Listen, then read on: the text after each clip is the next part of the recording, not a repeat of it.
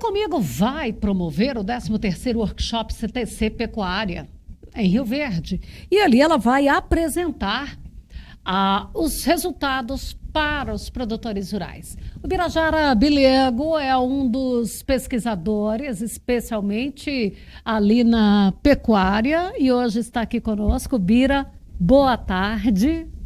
Boa tarde, Fabélia. Boa tarde a todos que nos assistem. É um prazer imenso estar aqui com você novamente. O prazer é todo nosso e sempre trazendo informações muito boas. Sobre o evento, que dia vai ser? Nosso evento será no próximo dia 8 de novembro, às 8h30 da manhã. Então, semana que vem. Semana que vem. E 8h30 da manhã não vai ser no CTC, ou será no CTC? E será na Associação Atlética Comigo, no Salão Social da Associação Atlética Comigo. Que fica ali, a entrada ali, quase em frente à PRF. Perfeito. Próximo ao Complexo Industrial da Comigo. Fica ali bem na...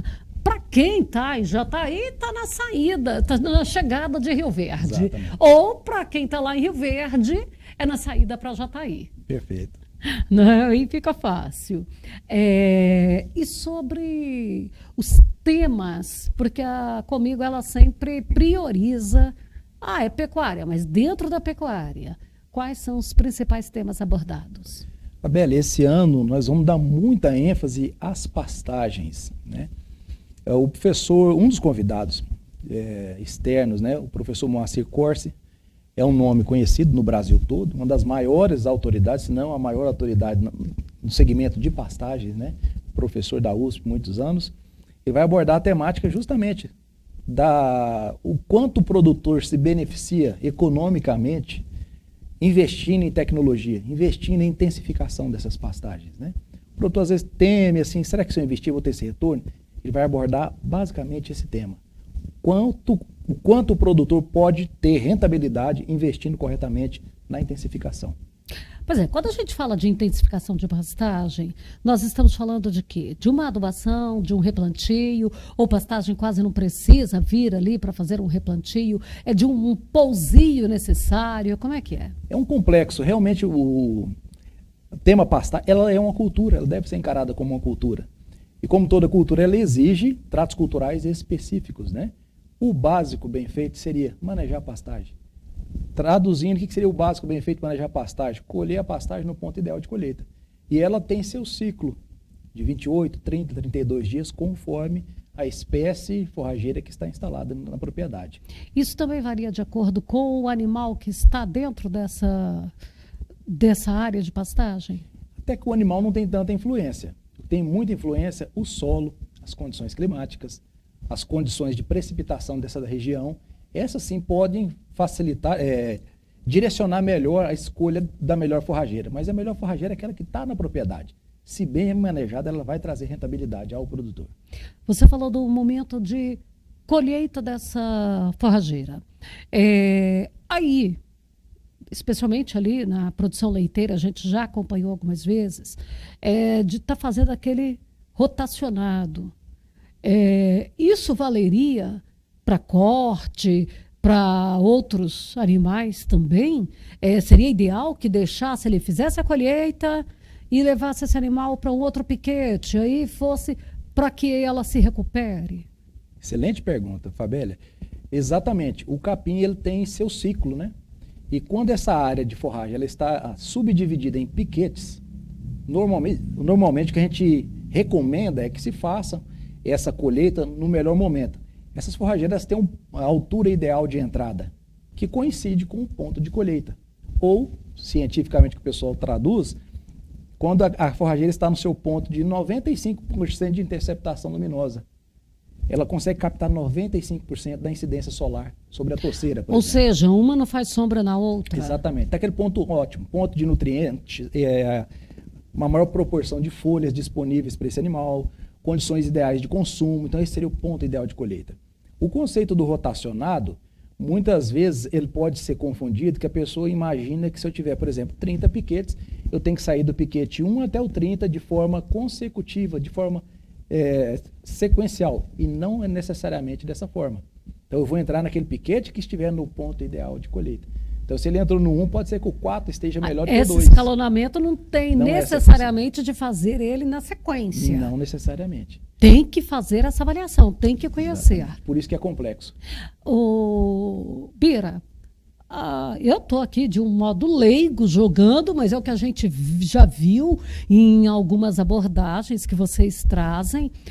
Eu já vi aquela régua e que, de acordo com a forrageira, tem o tamanho para entrar, tem as cabíveis por hectare. Por isso que precisa ter um profissional que aí ele vai olhar quem é a forrageira que está ali, que tanto de gado pode colocar, qual é a fase desse gado, porque se tem uma bezerrada, vai comer mais ou menos, se é uma vacada, tem isso aí? Tem, realmente é muito complexo, Fabélia. Se a gente encara, como nós falamos no início, que a pastagem é uma cultura e ela traz toda a complexidade de qualquer outra cultura. Manejo de tratos culturais, adubação, correção de solo, inseticidas, herbicidas no momentos ideais. E, além disso, dentro desse sistema, eu coloco um outro sistema, que é o animal. Eu coloco o componente animal dentro do sistema já complexo. Então, eu estou operando 2 sistemas ao mesmo tempo. E realmente não é fácil. Existe treinamento e conhecimento para isso aí.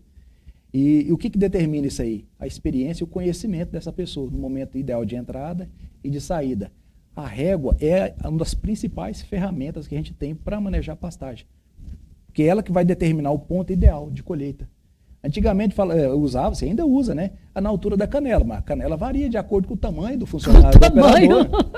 Então, se for da altura da minha canela, vai ser uma altura diferente com a sua. Exatamente, tem outras ferramentas, né? A régua ainda é do básico, uma das melhores que ainda funciona. E a gente tem também, lá no centro experimental, que a gente usa o poste, que a gente chama o fofoqueiro, fuxiqueiro, tem outros nomes, né? O poste manejador, que você pinta esse poste com a altura de manejo que você quer. Por exemplo, forrageira, nós temos lá o capim tamanho, ele tem que entrar com 50 e sair com 25.